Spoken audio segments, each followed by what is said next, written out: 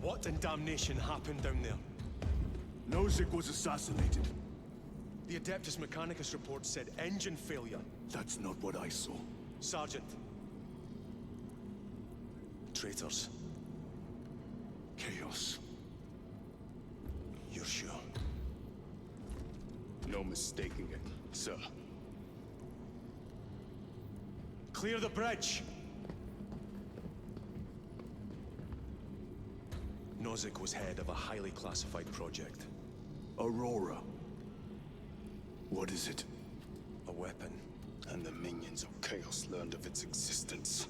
With Nozick dead, there's only one man capable of continuing the work. Morius Luz, Nozick's apprentice. He is currently missing. His last known location was a Mechanicus facility on Avarat.